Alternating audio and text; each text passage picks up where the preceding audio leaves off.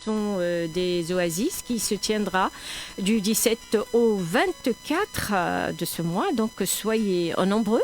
Et je suis heureuse aussi d'avoir pour la seconde fois Monsieur Karim Maamar. Je vais dire écrivain entre autres, puisque vous avez beaucoup de casquettes, mais aujourd'hui, ce qui compte aujourd'hui, c'est le fait d'être écrivain. Et puis, nous allons donc parler de votre ouvrage. Mais avant ça, l'autre fois, on a parlé de Kochni. Alors, où en êtes-vous? Vous l'avez attrapé? Oui, oui, la Kochni. La Kochni. C'est vrai que c'est très grave. C'est très grave. Et j'ai réussi à combattre la Kochni. Oui. Avec mes moyens. J'ai utilisé un Karcher. Et la Kochni n'aime pas l'eau, donc on arrive à évacuer la grande partie des Kochnis avec le Karcher. Ensuite, on fait du soin.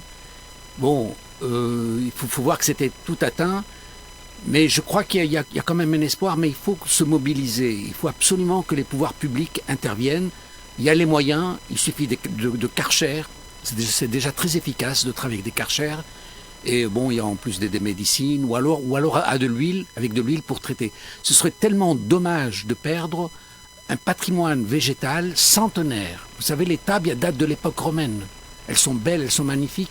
Et je suis vraiment content d'avoir pu préserver les tables qui se trouvaient autour de la mosquée Sidi Eti. On a travaillé 5 jours avec un Karcher et on est arrivé à un résultat. Maintenant, on garde encore la beauté des tabias autour de la mosquée. Et c'est tout un pays qu'il faut protéger. Et vraiment, je souhaite de tout cœur que les pouvoirs publics interviennent. Parce que, je vous dis honnêtement, je n'ai pas eu de réponse. Mais bon, j'ai travaillé de moi-même. Et... on va en parler de plus en plus sur les Safei. Comme ça, les gens vont savoir ce que c'est et puis ils vont faire quelque chose. Là, oui, merci beaucoup. C'est vraiment un patrimoine à préserver en toute urgence. Oui, il faut une mobilisation publique. Djerba qui est en... Alors aujourd'hui, nous allons parler d'un ouvrage, mais là j'ai 2, donc j'ai le même titre et 2 livres. Tout d'abord, on va parler du titre et puis pourquoi 2 ouvrages, enfin 2 ouvrages de version. D'accord. Oui. Alors d'abord 2 ouvrages, pourquoi le premier est sorti en 2017, je l'ai sorti à compte d'auteur à Tunis. Donc, dans l'image, là, vous voyez le houch de mes grands-parents paternels. Et le deuxième, je l'ai ressorti l'année dernière, il y a quelques années, je ne sais plus quand. C'est le même livre, sauf qu'il est un peu plus corrigé. Et le deuxième livre, j'ai fait appel à un professionnel de l'édition, parce que ce livre porte une connaissance culturelle sur Djerba. Et moi, je ne suis pas un professionnel de l'édition, donc je ne suis pas capable d'assurer la continuité. Par contre, avec un éditeur nombre 7, le livre est toujours disponible, les bibliothèques peuvent le commander. Il y a un côté commercialisation qui est accessible. Il est peut-être mieux fait avec de papier un peu plus important. Il est gros, c'est un bon gros. Il est gros peut-être, mais il y a des informations qui sont les mêmes. Mais c'est les mêmes informations, sauf qu'il est corrigé. Il est un peu plus corrigé parce que la rédaction n'est pas facile, il y a toujours des fautes. Oui. Alors le premier, c'est le houch de mes parents paternels, et le deuxième houch, c'est le houch de ma famille maternelle. Le houch Bentili et le houch Maamar. Il est meilleur, hein. Je le dis comme ça en passant. Non, j'aime bien parce qu'ils ont. Mon cousin a préservé le cachet djerbien. Ah oui, il est très très beau. Là. Donc vraiment. Le titre, alors, c'est quoi? Ah oui, alors le titre, l'autophage. Il est parfaitement connu que les lotophages, c'est une plante ou un fruit mystérieux de Djerba. C'est pas les pommes, hein. C'est pas. Non, c'est un fruit mystérieux qui aurait disparu ou dont on tairait le nom.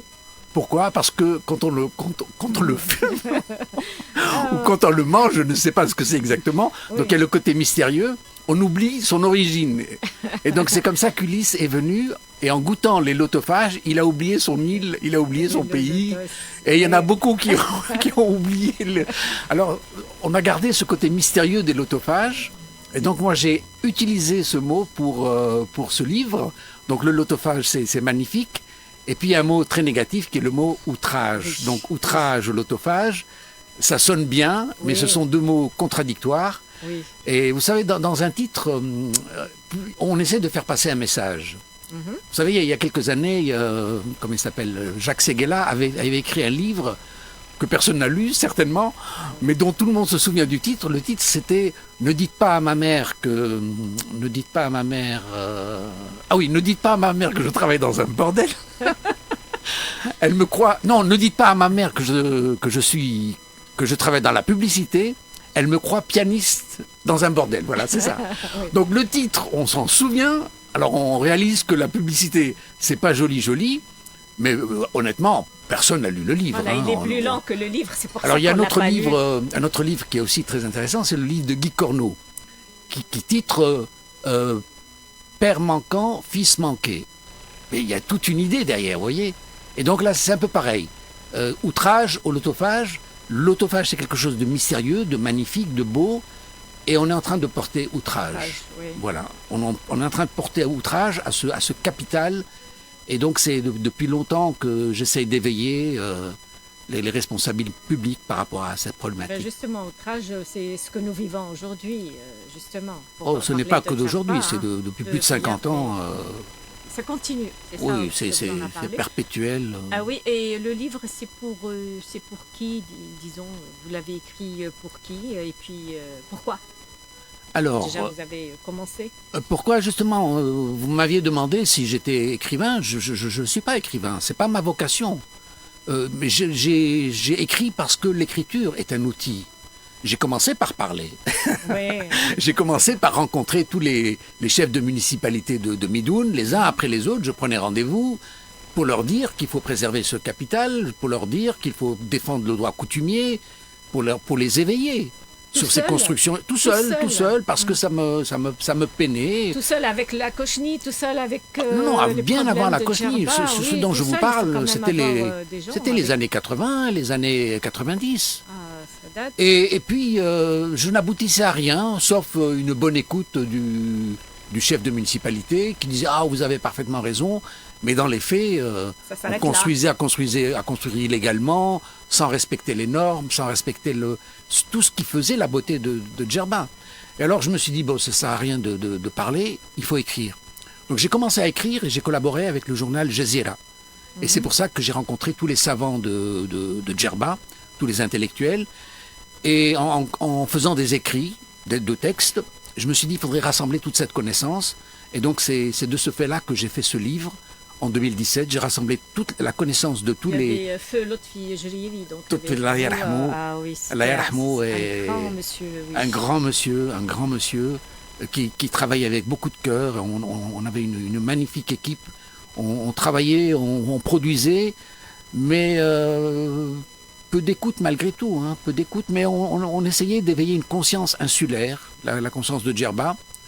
Mais il est décédé juste au moment où on avait sorti le livre. C'est-à-dire que c'était ça. Oui, il est décédé oui, il est décédé en 2017. Le temps passe vite. Ou vrai, 2018, oui. quelques mois après l'édition de ce bouquin. Oui. Donc moi je comptais sur lui pour faire la promotion et il est parti, il nous a laissés avec voilà. C'est la vie. Hein. C'est la vie, mais c'était vraiment un homme d'engagement. Ah oui. C'est un homme qui a vraiment mis son cœur à l'ouvrage. Il vous a écrit la préface, elle est très très bien écrite aussi. Entre autres, la préface, et il a fait aussi un texte sur la... Ah, c'est quelqu'un d'extraordinaire. Et là, pourquoi on sait pour qui? Est-ce que c'est pour justement les gens qui n'ont pas écouté ce que vous avez dit? Vous l'avez écrit? Mais je l'écris pour déposer une connaissance. Il faut que cette connaissance soit là. Peut-être qu'aujourd'hui on ne nous écoute pas, mais que dans quelques années, on va nous lire. On va lire, on va dire ah oui. C'est dommage qu'on puisse dire ah il avait raison. Mais bon, alors les gens, certains sont avec le dédain, ils disent oui c'est révolu, il faut jouer la carte nouvelle. Mais tout avenir est basé sur des racines. Hein. Et pendant longtemps, les racines djerbiennes étaient puissantes, hein, étaient fortes d'identité. Et donc ce serait dommage de sabrer sur ce socle. Oui, mais moi je pense, puisque vous écrivez très très bien, alors vous allez écrire sur Djerba, mais en y faisant entrer un petit roman là. Vous avez dit que vous n'aimez pas écrire les romans, mais c'est toujours de l'écriture. Non, le roman n'est pas mon domaine. C'est un domaine. Alors. C'est un autre domaine. Mais là, c'est quoi? Alors, c'est un livre on peut dire d'histoire, de géographie, de quoi? connaissances. C'est un livre qui rapporte la connaissance. Mais il faut que ça soit un livre de... Il n'y a pas d'un livre de connaissances.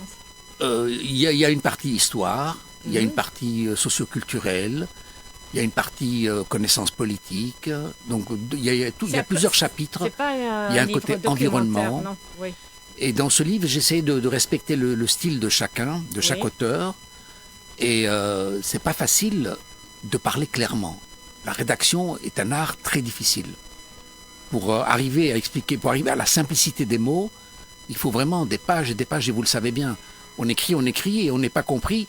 Donc c'est tout un travail. L'écriture est un art difficile. C'est très difficile. Et c'est pas du roman. Le roman, vous racontez ça avec vos émotions qui sont personnelles. C'est plus facile d'écrire un roman. Ah, bien entendu. Mais rapporter la connaissance, il faut que cette connaissance soit objective, simple, compréhensible. Il ne faut pas confondre les sujets. Il y a une structure. Ça vous a pris combien d'écrire ce grand ouvrage, grand dans tous les sens du mot? Mais vous avez remarqué que cet ouvrage reprend des écrits de différentes époques. Oui. Donc j'ai écrit sur des sujets et j'ai tout rassemblé. Donc il y a des textes de 2007, de 2009, de 2012. Donc ils ont été écrits à des périodes différentes. Je n'ai fait que rassembler et adouci, en tout cas, essayer de simplifier la lecture au plus que possible. Oui, moi je veux dire que beaucoup d'écrivains et de non-écrivains ont écrit sur Djerba. Est-ce qu'on a toujours besoin de lire sur Djerba? On a beaucoup de livres qui parlent de Djerba. Ah, tant mieux s'il y en a beaucoup. Vous en avez lu quelques-uns? J'ai feuilleté dans les bibliothèques certains récits dans les années 30, dans les années 20, où il y avait encore un aspect poétique. Il y avait des visiteurs qui ont rapporté leurs émotions. Et ce sont des textes magnifiques. Alors je les relis aujourd'hui, je les ai cités peut-être pas dans ce livre, dans le livre d'histoire sans doute, mais ce sont des textes magnifiques. Alors est-ce qu'aujourd'hui nous avons perdu notre culture poétique? C'est vrai qu'on est dans le Facebook, dans l'Internet, la communication est différente. On traduit nos émotions un peu de manière différente. Ce serait intéressant de les avoir. Par exemple, les émotions de Simone de Beauvoir, on les a gardées. Simone de Beauvoir avait dit « Oh, c'est l'endroit le plus silencieux du monde ». C'est une des expressions dont je me souviens. Flaubert a laissé aussi un écrit. Il disait les citronniers sont aussi hauts que les palmiers, je ne sais plus quoi exactement. Enfin, l'autre, celui qui est le natif de Djerba, le grec, là j'ai oublié son nom. Attendez, je vais vous dire... Le natif de Djerba. J'ai son nom ici, tiens, pendant que je... Laris Kindinis, qui a écrit « Malgré toutes mes joies, me ronge une immense culpabilité d'avoir lancé Village Med. Malgré toutes mes joies, me ronge une immense culpabilité d'avoir lancé Village Med. » Alors Laris Kindinis est un grec de Djerba qui a lancé le club méditerranéen. Et quand il a vu... Vous savez, le Club Med s'est installé dans des lieux vierges, de beauté magnifique, et il a dit « je vais me fondre dans le côté naturel ». Mais malheureusement, quand on vient dans l'espace naturel, il faut quand même de l'hygiène, il faut transporter, il faut de l'eau, il faut des infrastructures. Et donc petit à petit, la civilité, naturel, la construction a bouffé sur le naturel. Et donc lui... Il a fait de l'argent un certain temps, et puis Club Med a terminé en faillite. Et donc il a le regret, il dit j'ai lancé une très belle idée, croyant que c'était une belle idée, à travers le monde. Et puis finalement c'est un échec, et juste un peu avant de mourir, il est revenu à Djerba, et il a vu un peu ces dégâts dont il était à l'origine. Mais il y aurait eu un autre aussi pour le faire, donc c'était pas le seul. Et ce qui est bien, c'est que... Enfin, ce qui est bien, tout est bien. Mais au début, vous avez parlé un petit peu d'histoire de Djerba. Et ce qui est bien, c'est que vous avez parlé un peu de ce qui était en Irak, en Arabie Saoudite. Là, même, vous avez parlé de Ali, de Shia. Ah oui. Ben, vous avez eu des ressources. Vos ressources étaient d'où? Oui. Alors, d'abord, vous avez parlé de... Oui, donc ce serait intéressant. Pourquoi vous avez commencé déjà? Je vais arriver là. C'est intéressant d'avoir les émotions. Les émotions, malheureusement, tiens, j'ai cité Séguéla tout à l'heure, mais aujourd'hui, l'émotion, c'est de la publicité. Quand on vous parle de Djerba avec de la publicité, avec des images anciennes, c'est dommage. Moi, j'aimerais bien entendre, écouter des émotions contemporaines, d'admiration, d'amour. Mais ça passe par l'écrit. Quand vous avez un journal écrit, vous avez ces émotions. Oui. Donc là, on les a de moins en moins et la communication devient de plus en plus publicitaire, commerciale, marketing. C'est un peu dommage, alors que les auteurs d'autrefois parlaient avec leurs émotions. Oui. Et ces émotions, eh bien, elles vous guident. Donc le temps des poètes est un peu perdu. Alors, maintenant, vous avez parlé du récit d'histoire, parce que vous savez que Djerba, c'est l'île des Ibadites. Alors, d'où viennent les Ibadites? Et c'est pour ça qu'on est revenu aux sources de l'islam, et aux premières ruptures. Et donc, quand on a parlé de Djerba, c'est là où il y a eu les premiers Ibadites qui se sont installés. Donc, le premier islam de Djerba, mais aussi celui de la Tunisie, était celui des Ibadites, la Badiyya. Oui. Donc, c'est des choses qu'on ne sait pas assez. Alors, il y a plein de questions à se poser. Donc, ce sont des questionnements historiques. Les Ibadites venaient-ils de la première rupture? Oui. Puisque nous étions considérés comme des Kharijites. Mais qu'est-ce que ça veut dire, les Kharijites? Oui. Les Khawarij. Oui. Les Khawarij sont-ils les sortants ou les traîtres? Oui. Donc, ce sont deux notions différentes. Pour Ali, c'était les traîtres, ceux qui m'ont lâché au moment du combat. Oui. Mais pour les Nord-Africains, ce sont... Les neutres, c'est ça. Les Nord-Africains, ce sont ceux qui ne suivent pas, ce sont les sortants, vous voyez. Oui. Et les Abadis, est-ce que c'est une couleur ou est-ce qu'ils sont liés à l'imam Ibn Tamimi, Ibad Ibn Tamimi? Donc il y a des choses à dire, il y a des choses très différentes, il y a encore des choses à découvrir en histoire. Je veux dire, parler de Djerba, il fallait nécessairement parler de la culture ibadite. Donc c'est pour ça qu'on a parlé de l'histoire et des origines de l'islam. Et vous en êtes sûr, ce qu'on a lu, c'est vraiment ça à 90%, on peut dire. Écoutez, pour ne pas dire 100 quand même. Écoutez, en histoire, on ne peut jamais dire... 100%, les sciences humaines ne sont pas des sciences véridiques. Donc il y a des inspirations. Et là, ce que je viens de vous dire, je vous ai déjà posé deux thèses. Oui. Les Ibadites venaient-ils de la première rupture de Ali ou sont-ils les sortants de l'islam? Donc vous voyez, ce sont deux choses différentes. Bien sûr. Il faut que ça se répète de la même manière pour y croire, c'est tout. Mais là encore, l'histoire, vous savez, est un instrument, c'est un instrument dangereux. Il y a aussi des émotions dans l'histoire. Absolument, Oui. absolument. Oui. Absolument, il y a les faiseurs d'histoire sont aussi ont peut-être des orientations politiques, vous voyez, idéologiques. Oui. Donc ce n'est jamais certain.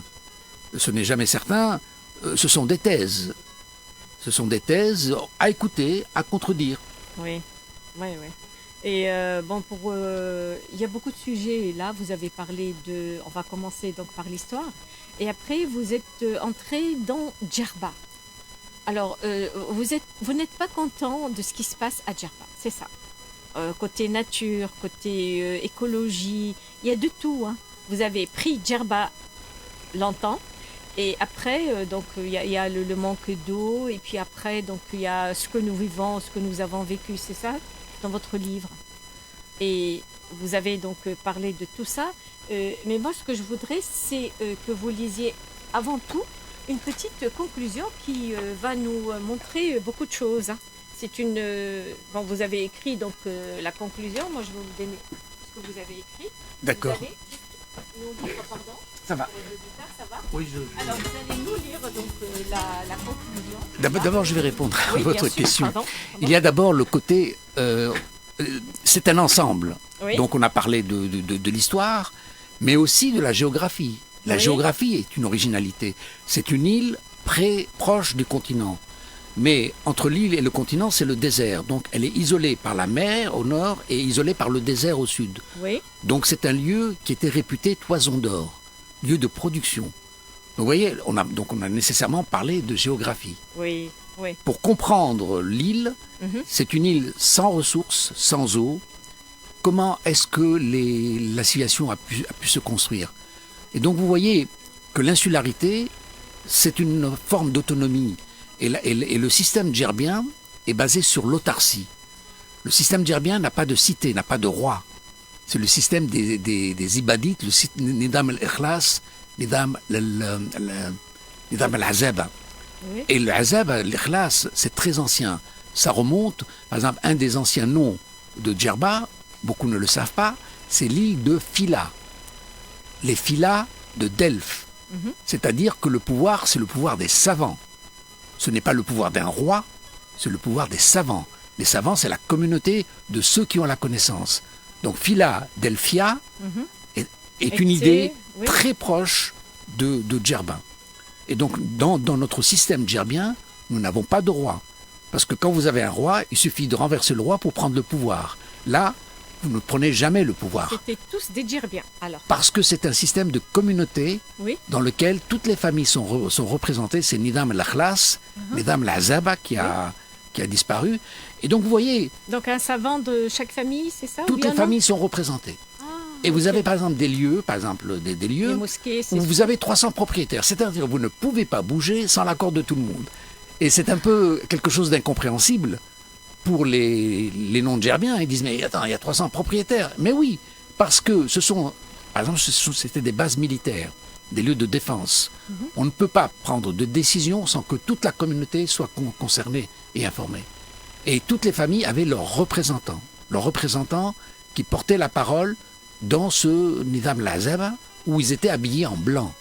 Donc vous voyez, vous croyez que c'est de la culture grecque, mais en fait c'est la Grèce qui appartenait à Djerba. La langue grecque, la culture grecque appartenait à Djerba. Alors là, vous voyez, la Grèce n'a fait que accaparer toute la culture méditerranéenne, mais il faut savoir que la Tunisie Djerba, ou l'histoire ancienne, avant d'être arabe, la langue pratique était le grec, tout comme elle a pratiqué la langue latine. Et l'arabe n'est venu que beaucoup plus tard, vous voyez. Donc vous voyez, quand on fait un livre, en tout cas dans ce livre, ce dépôt de connaissances, on a été obligé de parler du système politique de Nidam Lazaba pour voir qu'est-ce qu'il avait comme système. On a été obligé de parler de l'agriculture, du système du houch, le manoir. Parce que comme il n'y a pas de cité, il y a un manoir. Le manoir, c'est le houch. Le houch, c'est une cellule. Et tout Djerba est constitué par des houesh qui sont construits sur le même modèle. C'est une cellule de vie et on fait du copier. C'est toujours la même chose. Donc il y a un petit côté quasi communiste. On a tous le même système. Et le Djerbien est très obéissant. Et il obéit à ce qu'on lui dit de faire. Ça, c'est la tradition. Et donc, il n'y a pas de créativité ou d'inventivité. L'inventivité, elle est nouvelle, quand vous voyez tout. Mais autrefois, le modèle du houch est celui d'une cellule. Et elle est reproduite quasi la même. Voilà, chacun a son rôle dans le houch.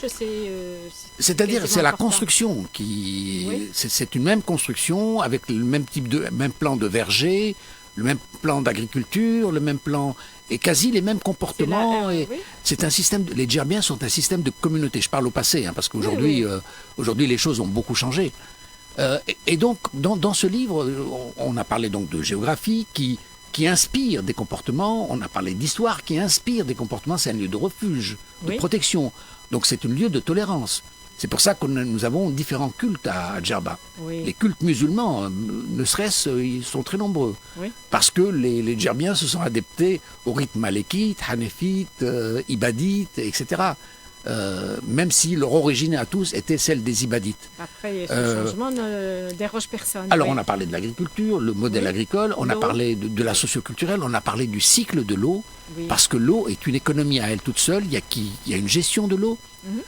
On a parlé, alors vous avez parlé des paysages, des paysages et de l'environnement. Il ne faut pas dire que je ne suis pas content, mais j'explique d'abord la beauté, que c'est un patrimoine. C'est un patrimoine végétal, c'est un patrimoine plein de richesses. Et ensuite, je dis que ce patrimoine, il est perturbé par les constructions anarchiques. Vous imaginez, les gens construisent sans autorisation municipale, et ça ne pose de problème à personne. Et avec une architecture qui n'a rien à voir avec Djerba. Absolument. L'autorité publique est là, elle a une charge de préserver l'harmonie générale. La beauté générale. On ne peut pas construire comme on veut. C'est vrai. Il y a des principes à régler. Couleurs, il y a des et dans les normes, vous savez, on fait des voûtes, on fait des souterrains, on n'a pas d'eau. Donc il faut faire des fasqiyas. Donc il faut faire des voûtes pour laisser passer l'eau. Sinon, on est obligé de faire appel à la climatisation et à des ressources d'électricité. Et tout ça nous vient de l'étranger. Enfin, de l'étranger, nous vient du continent. L'eau que l'on boit n'est pas d'une eau djerbienne, par exemple. Elle nous vient du continent. Si le continent ferme, imaginez.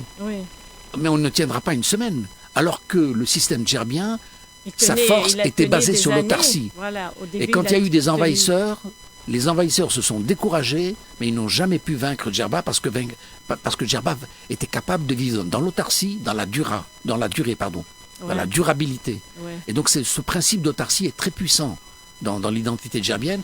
Et aujourd'hui, je vous dis, on ferme l'île pendant une semaine, on crève. C'est vrai. Eh ben, juste, peut-être, le temps passe vite, vous allez nous lire quelques extraits. Que je vous là. lise, Oui, ça Moi, fait rien. j'aurais préféré qu'on prenne une voix de femme, qui puisse, Non, non, non, allez-y. quelqu'un qui a une belle narration. Oui, alors la conclusion, page 437. Est-il trop tard pour sauver Djerba? Il est trop tard. Ceux qui ont connu l'île des lotophages savent mesurer les dégâts perpétués par 50 ans de destruction systématique. Un précieux patrimoine anéanti dans une indifférence criminelle, autant pour l'histoire, l'environnement, les paysages, les ressources marines, l'aménagement de l'espace, l'usage des sols, les constructions anciennes, les fondements vitaux, le style architectural, les potentialités économiques, le système social, le modèle des gens, le sécuritaire, le défensif, l'entraide solidaire. Les abus les plus insoutenables ont été tolérés dans l'indolence incompréhensible des autorités publiques. Il est cruel de dresser un tel constat alors que nos parents nous avaient appris à aimer notre île et notre communauté. Oui. Que s'est-il passé?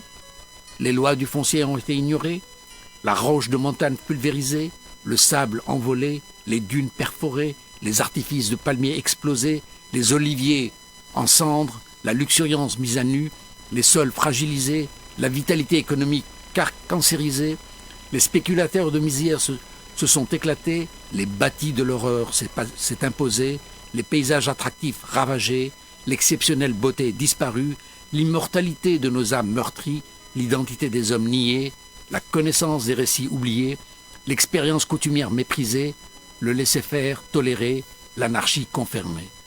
Chacun a fait sa loi selon sa perception individuelle, sans considération pire autrui. Pire, comme s'il pouvait y avoir pire, les brigands se sont unis contre le collectif. Toutes les ressources de l'île ont été saccagées au profit d'un argent vivrier, non rentable et non durable. Un tel esprit, si différent de l'esprit communautaire, aboutit à un système hors la loi contre tous, d'atteinte à notre île et de ses charmes, sur nos biens et paysages, avec des états de tension et de règlement de compte, d'absence de pudeur et de respect des autres. Les gens de Djerba qui ont sacrifié leur pays pour nourrir le caprice des uns ne laisseront qu'un désespoir de fuite aux derniers spéculateurs qui se casseront les dents à vouloir brasser de l'argent. Voilà, donc on arrive à la fin. Voilà. Juste pour rappeler, donc, pour rappeler à tout le monde qu'on peut trouver donc Outrage au lotophage de Karim Amal. On va trouver l'autre, donc je vais le montrer. Prenez-le, c'est un très très bon ouvrage. Alors, Monsieur Karim Maama, je vous remercie. Merci beaucoup, Le Salma. temps passe très très vite. Et puis, on vous verra sûrement pour un autre ouvrage ou pour autre chose. Non, il n'y aura plus d'autres ouvrages. Aujourd'hui, je suis un paysan. Aujourd'hui, je m'occupe de la terre. Je travaille la terre. D'ailleurs, toutes mes mains sont... Voilà, on vous encourage. Alors, merci encore une fois. Donc, j'ai fait mon devoir voilà. d'écriture. J'ai terminé. Bravo, bravo. Donc,